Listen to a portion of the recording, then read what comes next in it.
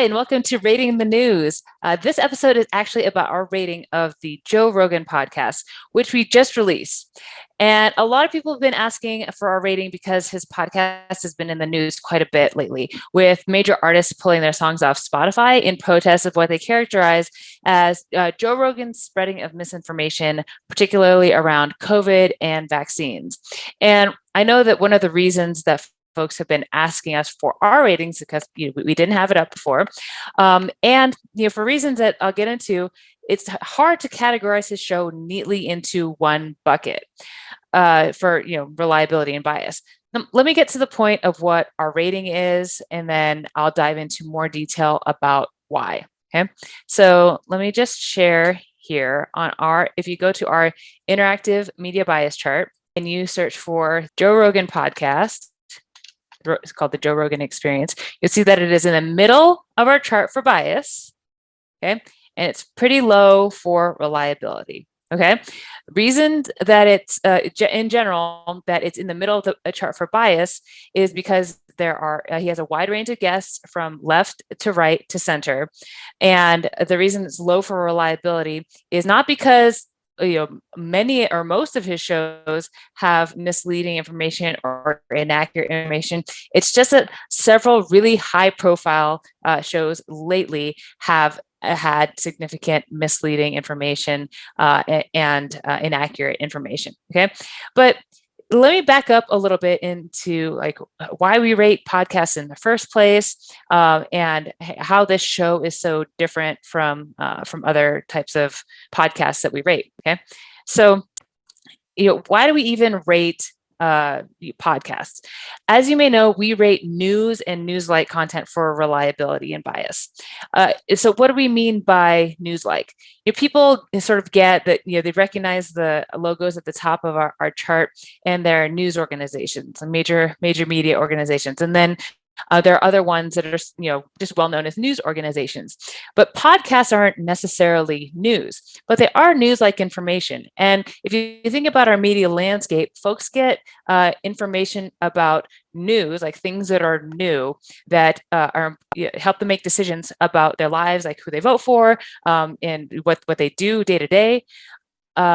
From lots of different sources, like YouTube videos and Facebook posts and cable news and blogs and fake news sites, as well as reputable magazines and things like that, right? So we rate all of that stuff, and podcast certainly falls into that. How and what do we rate it for? On our media bias chart, the vertical axis is specifically measures of news value and reliability.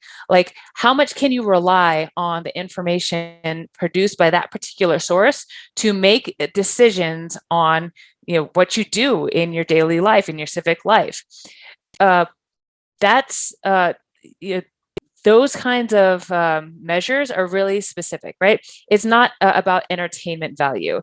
And a lot of podcasts are put out there for a mix of entertainment and information, right? It's really a blurry line where people get their information. So people may really like and be entertained by a particular piece of information, like a podcast, but it's not necessarily very reliable. And we're measuring those specific things, how much you can rely on it. Okay. Now, what we do is we rate content. We fundamentally do a content analysis methodology, what people say on the actual show. And this is, we do this for articles, like what do the sentences in the article say? We do this for podcasts, and we do this for TV shows. So some podcasts are just the host talking the whole time, right? So we rate just the content of what the host is saying. Others are a split between the host and one guest, or the host and more than one guest. And the percentage of time that folks talk in that show really varies from person to person, right?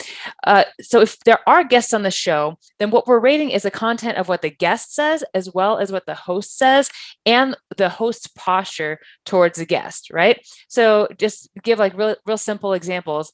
If you have a left-leaning host and a right-leaning guest, and their conversation is sort of balanced, and the left-leaning host is challenging the right-leaning one, then you might have a score that comes out sort of in the middle. Whereas if you have a left-leaning host and a left-leaning guest, and they're mostly agreeing with each other, that's going to land on the left. A right-leaning host with a right-leaning guest is going to land mostly on the right. It just as a simple example. And what we do with podcasts, in order to rate a whole show, we do individual episodes.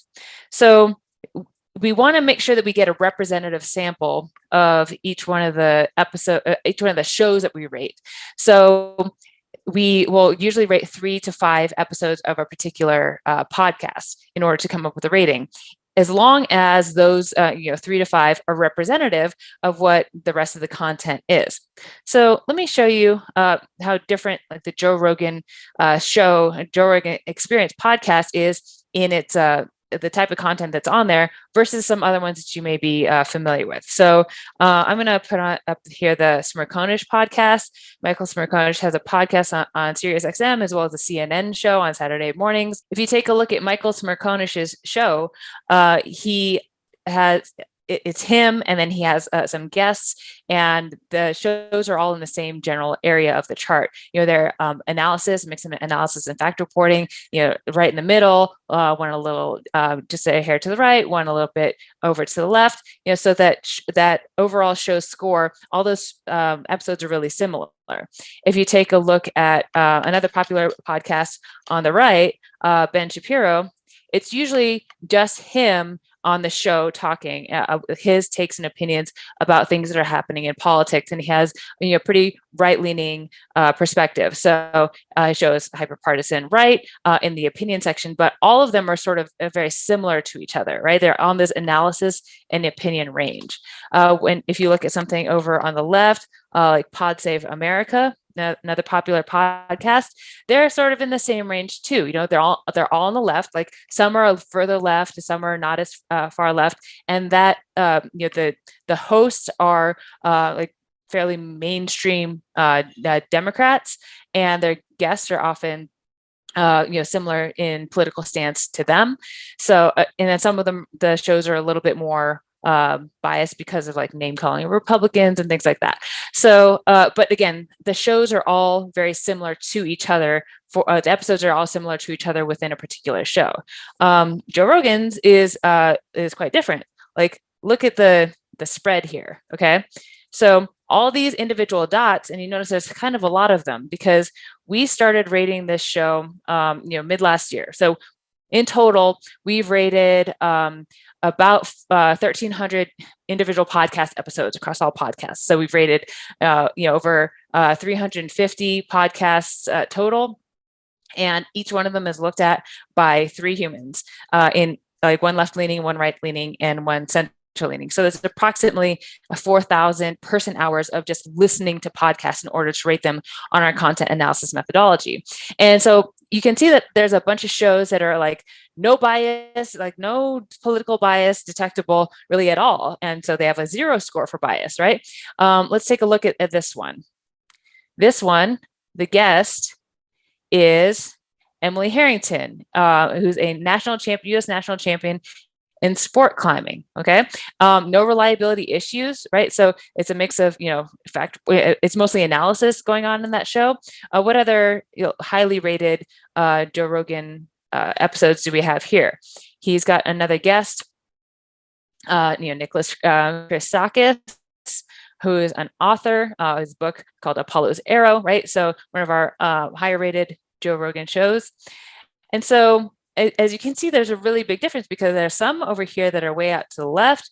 There are some that are like lean right. Some are like more in the opinion section. Some are, high in the analysis section. And then we have a few over here, which I'll talk about in a second, in this really low reliability zone, which is our contains misleading info and our contains inaccurate and fabricated info section. Okay, so I'll talk about those in a little bit, but as you can see, a sample of 3 or 5 wasn't going to do it for this particular show in order to capture a sample. Now, there are a few things that are unique, particularly about his show. One, it's the most popular podcast there is, right? I mean, millions and millions of listeners, and Spotify paid for $100 million to be exclusive, the exclusive carrier of Joe Rogan's podcast. And they didn't do that because he's a purveyor of misinformation. He was a known purveyor of misinformation, right? It did it because he has a very popular show. Now he has over 1,700 shows. I think it's close to 1,800 at this point. Each of the shows is 3 hours long. And so it's, a lot to listen to, right? So we wanted to make sure that we captured a representative sample as we were going along, because we would rate some of these perfectly fine reliability shows, and then a really controversial one would come out, like, for example, the one with Alex Jones, right? And then lately, like throughout the pandemic, he's hosted some, especially as of late, that were really highly controversial and have sort of sparked this recent firestorm with folks accusing Joe Rogan of spreading misinformation, right? So we have a sample of 15 out of a sample of his 1,800 shows, right? So it's certainly not all of them. And if you take a look at one important thing to notice about our rating system, one important thing to know is that as you can tell by where this show is overall, these lower rated shows for reliability are weighted really heavily. Okay. So are extreme bias shows. So we rate extreme bias or heavy bias and low reliability heavily. And why do we do that? We do it for all articles, we do it for all podcasts, we do it for all TV shows. And the reason why is because like the bad information, the most biased information really sticks out in people's minds and their consciousness, especially if it's recent, right? So this sample of shows has some from, as early as 2019, his shows go back way longer than that, 7 or 8 years.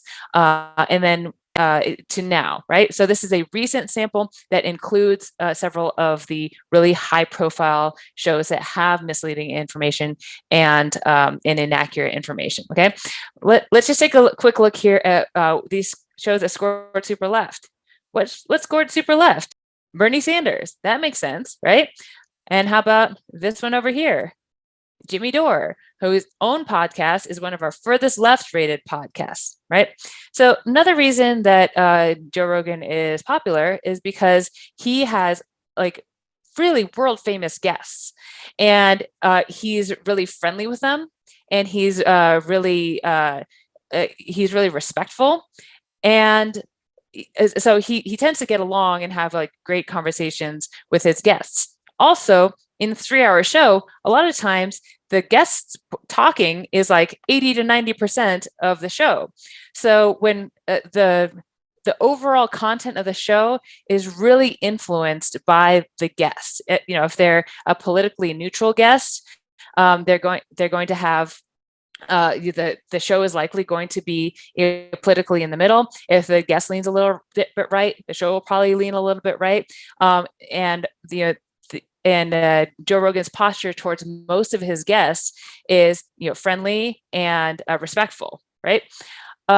He also states things about what he values in his show pretty frequently, like about transparency and like intellectual humility and just hearing out everyone's position. Like he just wants to talk to everyone and hear out their opinions. And so people who listen to his show really like that. And recently have folks who like a show and stick by him will defend him, and he will defend himself, like having people on who are saying things that are not true, just by saying, well, I'm just trying to hear every person out, right? That's the defense. Okay. So I'm going to go through some examples of a couple of the shows that we scored pretty low, and talk about why, and why even though the show is about hearing out people's opinions, why that content itself can be rated as containing misleading information or containing inaccurate information. You'll hear me say that over and over. I tend to not try to use the words misinformation or disinformation just because those, like the term fake news, those tend to be overused and become controversial terms in and of themselves. So if I say like it contains misleading information, I'm saying that because we can point to a sentence that is misleading, or it contains inaccurate information is because we can point to a sentence that contains inaccurate information, right? Another thing that we look for when we rate things for low reliability are conspiratorial arguments, like structures of like making cases for the existence of conspiracies. And I mean this in a really specific way. Like when a person asserts that there is a big grand plan by like a nebulous group of people in power. And by nebulous group, I mean like they don't define who it is. Governments, the media, elites, companies, those in power, they, them, right? When guests assert that this nebulous group in power is has a grand plan, but then they don't say what the plan is and they don't provide any evidence for it, that's why we look out for that, we mark that, and that tends to put things in the misleading and or inaccurate information category because there's no evidence for it. Okay, before we jump into that, I want to show you some factors for credibility that we weigh when we're weighing competing information. Okay, so one thing that's difficult for folks in this time of rapidly changing information about COVID and vaccines is that there's lots of competing information out there, and even on Joe Rogan's show, there's competing experts. Right? He's had really credible experts on his show, like he mentioned recently. Joe Rogan mentioned recently in his in a statement about this recent dust up that he's had Dr. Sanjay Gupta and Dr. Peter Hotez, who are really well respected, and no one complained about misinformation from their shows. But then he had these other other credentialed experts who were like roundly condemned by other health experts about the information that they stated on the show, and they didn't appear at the same time. But even if they do appear at the same time, it's really tough for folks to figure out, like, all right, two different people are telling me two different things, or two different information sources are telling me two different things. Which one do I believe? And so we often rely on shortcuts in order to make these decisions about like what to believe when like there's so much information for us to take into account.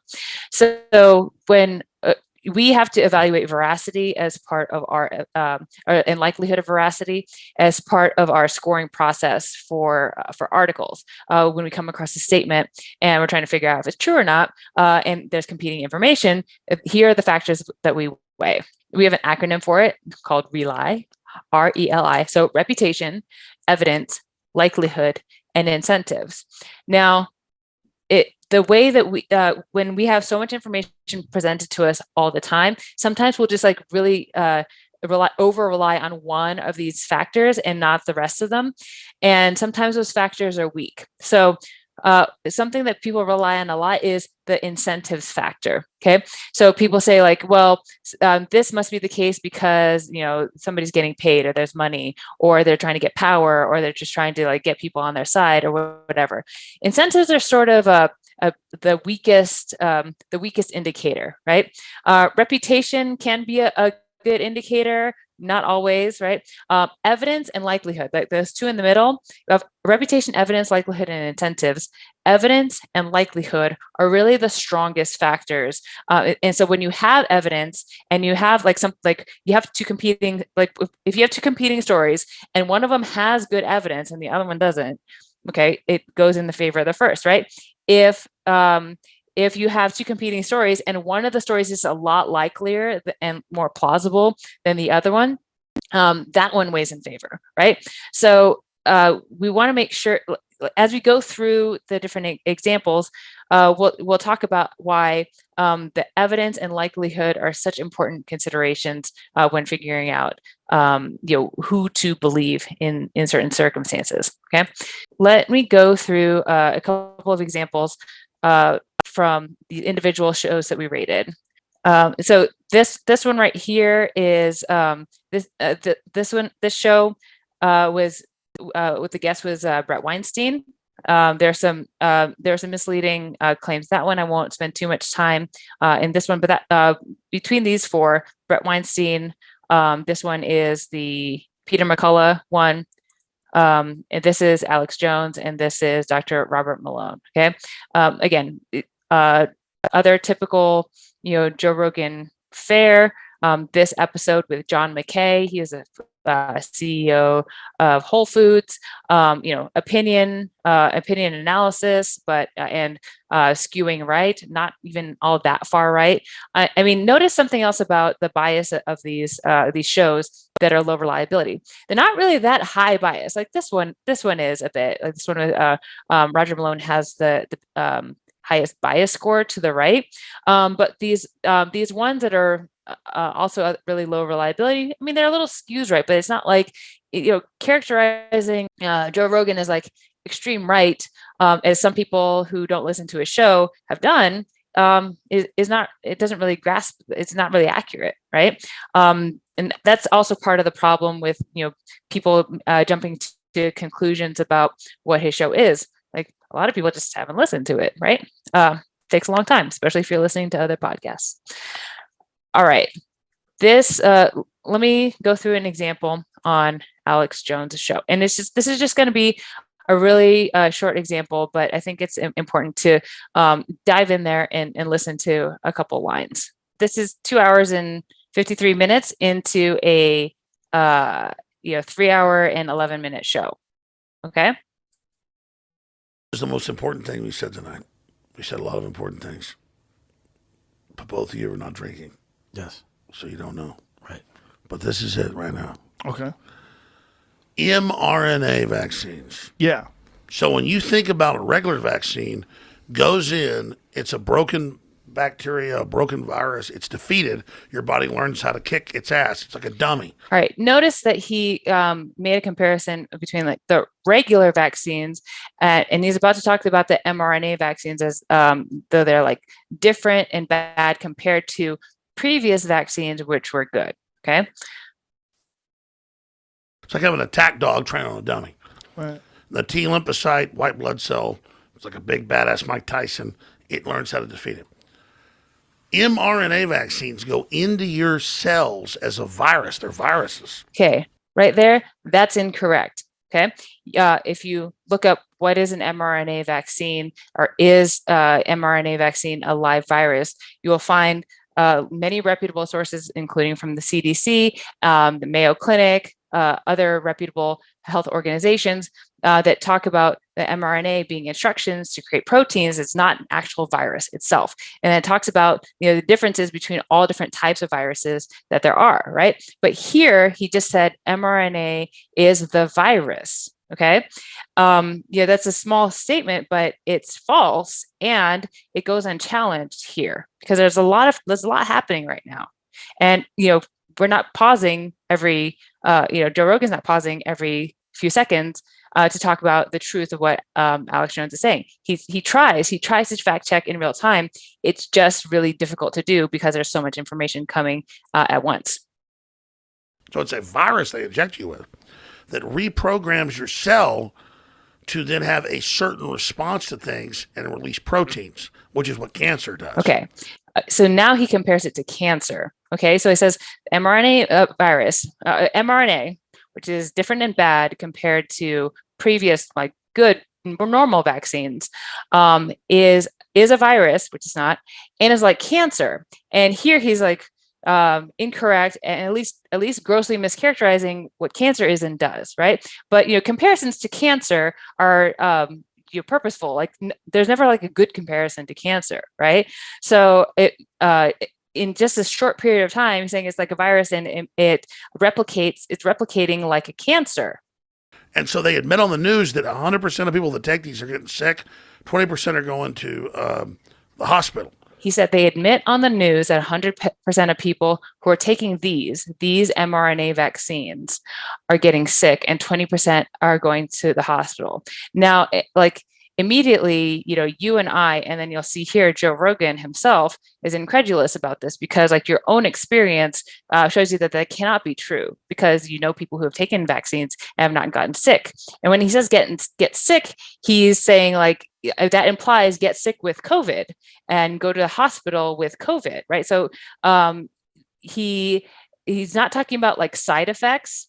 The underlying things that he cites later, which don't say these statistics at all, but the underlying things that he tells you to go look up yourself are talking about side effects, and they're nowhere near the numbers that he's talking about. Okay, and so they also have vaccines that are called behavior modification vaccines. So he changes the subject immediately. So this is a ton of information to something that sounds like super scary, behavioral modification vaccines. Now, if you Google behavior modification vaccines, it's not behavior modification vaccines. There's a term called behavioral vaccines that are really not vaccines at all. They just talk about like changing behaviors in order to prevent diseases like brushing your teeth or something, right? But the way he says behavioral modification vaccines in the context that he's speaking makes one think that like, oh, there are vaccines that modify your behavior. Well, he talked about this right after the mRNA vaccine that is a virus and replicates like cancer, or maybe gives you cancer.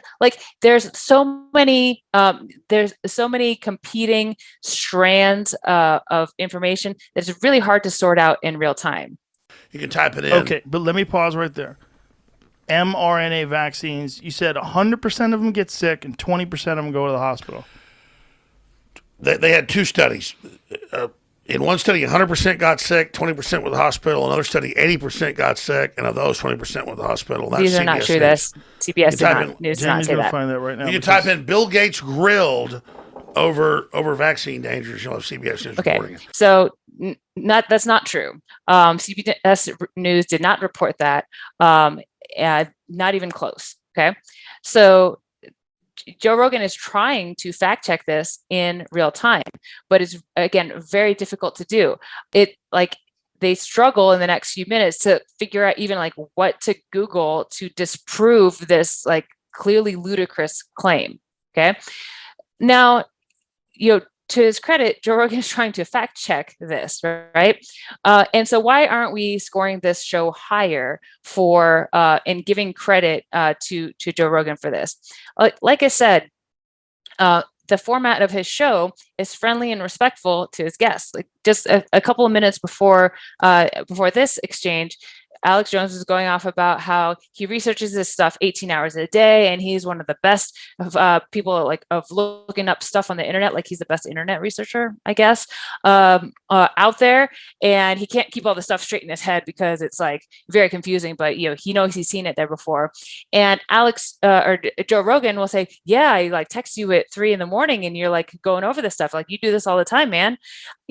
Again, being friendly, but that signal like imbues trust like that listeners have in Joe Rogan to Alex Jones because they're friendly. Like the other guest, your co-host guest Tim Dillon talks about effusively about how he's followed Alex Jones since before 9/11. And that this is like the greatest day of his life, and he's like so excited for him to be on there. And so the attitude is of respect. Like the things that Alex Jones says should be taken seriously without regard for the fact that he's saying demonstrably false things, many demonstrably false things that he continues to say in this interview, right? So we're not giving credit and credence to Joe Rogan trying to fact check because one, he can't. Two, he inadvertently gives credibility to Alex Jones by entertaining by not being able to find things that dispute what he says in real time. And ultimately, he has a choice of who he has on his shows, right? Alex Jones has a reputation for spreading actual fake news, like that that like Chobani yogurt hired terrorists, or that the Sandy Hook parents were actors and that never even really happened, right? I mean, these are like documented cases of that really damage Alex Jones' reputation, yet Joe Rogan chose to have him on his show. Okay. Speaking of choices of other folks to have on his show, he had a couple of other folks that were really controversial. I'm going to talk briefly about two other ones, Robert Malone and Peter McCullough. So Peter McCullough said a number of false statements in his interview. Now, these have been there have been other fact-checking organizations that have gone through point by point to rebut several of Peter McCullough's false assertions. But for example, one of the ones he said was, of the 800,000 deaths that we have right now, I can tell you to a one, they've received either no or inadequate early treatment.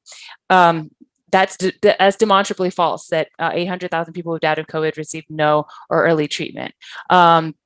He falsely claimed that the CDC director admitted that you can't get COVID twice and that we've never had a single case. And there are a number of examples of false statements like that, again, other fact-checking organizations have debunked thoroughly. Beyond that, there are the conspiratorial conspiratorial arguments that I referenced earlier that are ever present in this in the Peter McCullough show. For example, he said, "It seems to me early on there was an intentional, very comprehensive suppression of early treatment in order to promote fear, suffering, isolation, hospitalization, and death. And it seemed to be completely organized and intentional in order to create acceptance for and then promote mass vaccination." Right. So here he doesn't say like who did this, but you assume like a nebulous they, like world governments or the pharmaceutical companies or somebody, but he doesn't provide any evidence for what this coordination, for a plan, or say what it is. And the likelihood that that's true. So if we're going back to like who do we believe? The people who are debunking these claims, or these kind of conspiratorial claims? There's no evidence for this claim, and the likelihood that world governments coordinated to suppress treatment of COVID is really, really unlikely. Okay, so therefore, we're going to believe the fact-checking experts over Dr. McCullough, right? Robert Malone, in his episode, he asserted several things that there are no evidence for, that studies show otherwise, like that the vaccine impairs fertility. There's no evidence that it does. He asserts that the spike protein is toxic and causing side effects. And then, there are, again, number of thorough fact checks. I'm going to point you to, I'll point you to one example. Here's a site called Healthfeedbackcom, goes through a number of multiple misleading and unsubstantiated claims on this show. In particular, if you're not familiar with Healthfeedbackcom, I know this is referring back to our own chart. We've rated it really highly for reliability and minimal bias. Again, this is all about weighing competing information. People say, who do you believe, right? And we do this all the time. This is something that we are capable of doing. Like, we as humans, taking in all this information in the world, we can weigh competing information, but we have to get good at it, right? We have to take into factors of reputation, evidence, likelihood, and incentives. And often if you're listening to like a 3-hour podcast and you're not really well versed in doing that, you're just being presented with a lot of information all at once.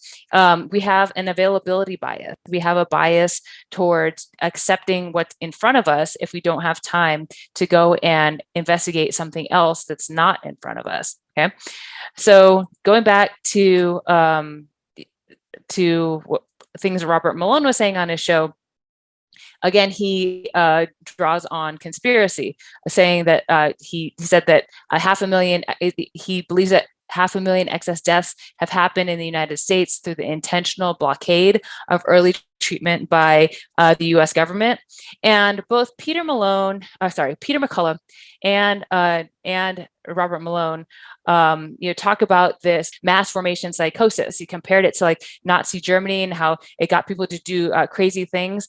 And while it sounds like a clinical diagnosis of like a phenomenon, it's not really an actual clinical diagnosis. And psychologists agree. Like if you look up, mass formation psychosis and what psychologists have to say on it, it's not really a thing.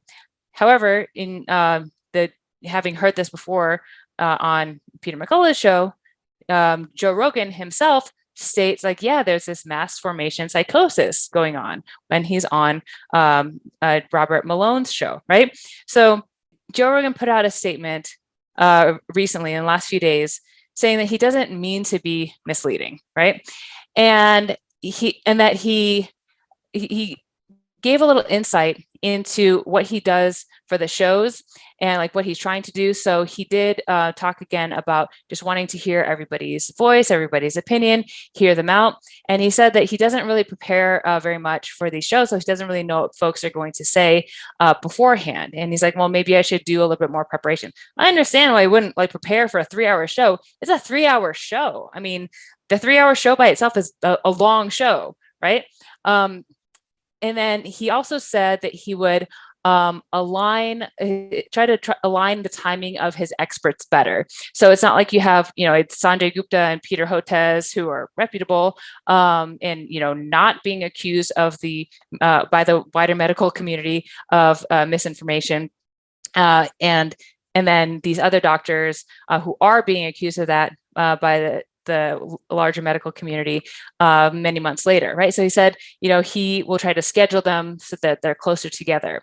Spotify also recently, had to respond to this, this big blowback. And one of the things that they said that they would do is provide like a COVID information hub, right? And a disclaimer. So I haven't seen this disclaimer implemented yet, but like if there are, folks, like if he's going to have on somebody who's got a reputation for saying misleading things or inaccurate things, he's going to put a disclaimer at the beginning of the show. And then they have this COVID information hub on Spotify that says learn more, right? This is a bit overwhelming because being Spotify, they're like, here are good episodes on COVID, right? So you've listened to this 3-hour episode and like it's your regular habit to listen to Joe Rogan's episodes like for 3 hours every day. Now it's on you to like go and listen to these other podcasts disputing or debunking that information. I mean, that's really a huge burden that you're putting on the listener, and it's nearly impossible for any one person to manage. It's just so much information. So why are we rating the choice to have these guests on the show? What's wrong with hosting a 3-hour show when you're not sure whether the things people say on them are true or not? Okay, the bigger your platform, the bigger your responsibility is to make sure something is true beforehand. Think about like how people spread misinformation on Facebook. If it's just you and you see something that you're not sure is true, and then you just share it and say, gosh, that'd be terrible if it was true. Or you just share it and you ask, I wonder if it's true. You have a little bit of a platform. It's your friends are your platform. So you do have a bit of a responsibility to check before you share something that you don't know is true, especially if you suspect that it's not true, before you actually go and share it, right? Joe Rogan's platform is one of the biggest in the entire world. So it's, and people rely on it for information, whether he likes it or not, like news-like information about new things upon which they make decisions. So it's nice that he wants to hear everybody's opinion, but if he doesn't know whether stuff is true, and if he doesn't know, have the preparation or the capability to ensure that it's true in real time, or the capability to, this is not a live show. Like they put it on later and then they could take it down later if they find out it's not true. They don't do that, right? They just, they leave it up there. It's, if they don't know it's true, if it's true or not, why go on a 3-hour exploration, like throwing stuff out there to be like, we don't know if this is true. take it for what it is when people have this availability bias. Okay. So hopefully this shows you that the Joe Rogan Show is not just one thing, but for now, it's not a very reliable source for news and news-like information. We will rate more episodes of Joe Rogan's podcast, and hopefully, given the things he said, he will try to do differently in the future that will get better in reliability in the future. So check back then.